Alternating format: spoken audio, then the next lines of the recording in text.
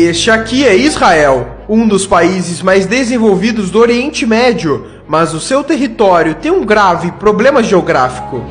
Começando pelas suas fronteiras, o país é totalmente cercado por nações que já o atacaram no passado, sendo o Egito na fronteira sul, a Jordânia no leste e ao norte o Líbano e a Síria. Além disso, existem países declaradamente inimigos de Israel, como o Irã, que mesmo não fazendo fronteira já ameaçou o país diversas vezes, além da Arábia Saudita, Iraque, Argélia, Líbia, Kuwait e o Sudão, que também já foram inimigos do país. Isso sem falar dos conflitos internos que acontecem com a Palestina na faixa de Gaza e na Cisjordânia. E um dos motivos para isso acontecer é que todo esse território é muito estratégico, dado que aqui temos o Levante, uma região que se estende desde o Oriente Médio até o sul dos Montes Tauro na Turquia, sendo limitado a oeste pelo Mar Mediterrâneo e a leste pelo deserto da Arábia e da Mesopotâmia. Essa área conecta o norte da África ao Oriente Médio, sendo requisitada por interesses logísticos e militares de diversas potências. E o outro motivo de ser uma área de conflitos é pela questão religiosa, já que Israel concentra alguns dos principais centros históricos para o judaísmo, islamismo e o cristianismo. Para se ter uma noção, nos países ao redor de Israel, em média 94% da população é islâmica, enquanto em Israel 82% é judaica. E para entendermos mais a fundo o problema geográfico de Israel, temos que olhar a sua história. Desde seu surgimento até os dias atuais, Israel sempre viveu conflitos, guerras e instabilidades, justamente pela localização geográfica e por estar em uma região estratégica. Sabendo disso, vamos começar a história de Israel por aqui, em 600 a.C. Jerusalém, atual cidade de Israel, ficava no território de Judá e era cercado pelo Egito e pela Babilônia. Mas foi em 586 a.C. que começa um ciclo de invasões naquela região, onde os babilônios, sob o comando de Nabucodonosor II, invadiram e destruíram o Templo de Salomão. E logo em 538 a.C., Ciro, o Grande da Pérsia, conquistou a Babilônia e grande parte do Oriente Médio.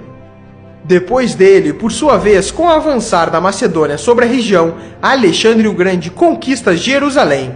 E esse ciclo continua, com a atual região de Israel sendo dominada por Roma e outras diversas potências estrangeiras, com destaque para os reinos europeus durante as Cruzadas, que tiveram motivos principalmente religiosos e demarcaram a disputa entre cristãos e muçulmanos, que ocorre até hoje. Mas foi só em 1948, com a saída dos britânicos, que Israel proclamou sua independência. Mas ao fazer isso, países árabes como Egito, Jordânia, Síria, Líbano e Iraque não poderiam ver um Estado judeu no Oriente Médio e invadiram o país por todas as suas fronteiras, começando assim a Guerra Árabe-Israelense. E o Estado judeu, mesmo com tantos inimigos, venceu essa guerra, além da Guerra do Sinai em 1956, Guerra dos 6 Dias em 1967, Guerra do Atrito em 1970, além da Guerra do Yom Kippur e tantas outras que ocorreram, com Israel vencendo todas elas. E isso acontece em grande parte pela estratégia israelense de defesa, que por problemas geográficos e por ser um país pequeno e com pouco território, Israel não pode se dar ao luxo de recuar de seus inimigos, já que estaria entregando seu próprio território para os mesmos. Basicamente, a estratégia se dá da seguinte maneira: a primeira etapa é avançar sobre o território inimigo no momento que eles menos esperam, e depois, enquanto uma linha avança diretamente em direção ao inimigo de forma rápida, uma ou mais linhas de ataque se dão pelas extremidades de forma a avançar mais rápido ainda, cercando o inimigo e não o deixando penetrar em seu território. Em exemplos históricos, na Guerra dos 6 Dias, Israel estava cercado por inimigos. Então, durante a madrugada do primeiro dia de guerra, 178 caças israelenses levantaram voo e atacaram bases aéreas no interior do Egito, antes que os caças egípcios atacassem no dia seguinte. O mesmo aconteceu com ataques terrestres, dado que no mesmo dia do ataque aéreo, soldados israelenses avançaram contra posições egípcias que estavam entrincheiradas, com investidas diretas e pela retaguarda. O montante dessas guerras e conflitos mostra a instabilidade na região e que hoje, mesmo tendo um decreto de paz entre Israel e países árabes, o país tem que sempre investir na sua defesa, tanto que as forças armadas de Israel são a 20ª maior do mundo.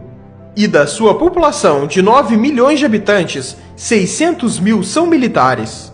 Mas voltando ao território atual de Israel, para entendermos os conflitos internos que persistem até hoje, temos que analisar os pontos fortes e fracos da região.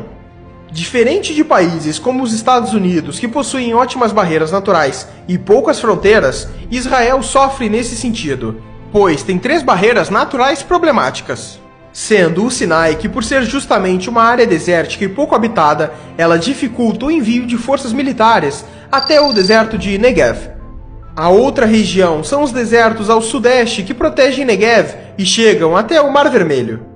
E por fim, o deserto que começa por volta de 40 quilômetros ao leste do Rio Jordão, que protege das possíveis ameaças vindas da Jordânia. Mas essa região em específico só funciona se Israel mantiver o controle da Cisjordânia, uma região de maioria palestina, o que é um problema para o país. E talvez esse seja o maior problema geográfico de Israel, os conflitos com a Palestina. Basicamente, a Palestina é um território dividido em 2 partes, sem ligação por terra, a Cisjordânia e Gaza. E dentro desses territórios temos regiões sob controle civil palestino e regiões controladas por Israel, conhecidas como assentamentos, que são como bairros protegidos por cercas e pelas forças israelenses.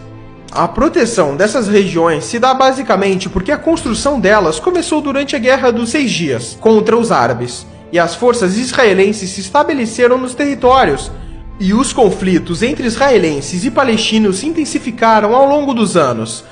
Mas em 1993, em Oslo, Noruega, líderes israelenses e palestinos se reuniram e firmaram um acordo de paz, que estabelecia 3 áreas diferentes de ocupação na Cisjordânia. A primeira delas é a Área A, que seria administrada pelas autoridades palestinas. Já a Área B teria a administração palestina, mas controle militar de Israel. E por fim, a Área C, que é totalmente controlada por Israel. Muitos dos acordos firmados em Oslo foram mal sucedidos, mas as áreas permaneceram. E é na Área C que os israelenses têm dezenas e dezenas de assentamentos atualmente.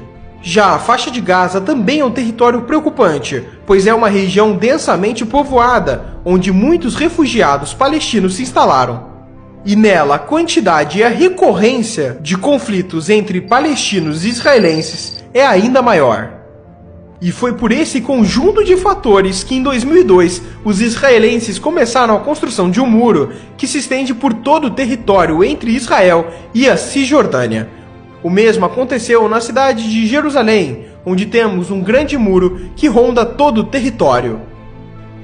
E falando em Jerusalém, esse é o ponto final. O interesse pela cidade se dá pelos vários lugares religiosos nela. Por exemplo, os principais lugares judeus que se destacam são 2, o Muro das Lamentações e o Monte do Templo. Já para os cristãos, em principal, é a Igreja do Santo Sepulcro, e para os islâmicos, a Cúpula da Rocha. E hoje em dia, a cidade inteira está sob controle de Israel, e as perspectivas para o futuro são que continue assim. Mas as ameaças pela tomada de Jerusalém por parte de países árabes continuam. Os países lutaram pela tomada de Jerusalém durante sua história, e isto pode voltar a acontecer. E é incrível como um país tão pequeno e tão limitado territorialmente conseguiu se tornar a potência que é hoje, mesmo com todos os seus percalços geográficos. E esse foi o problema geográfico de Israel.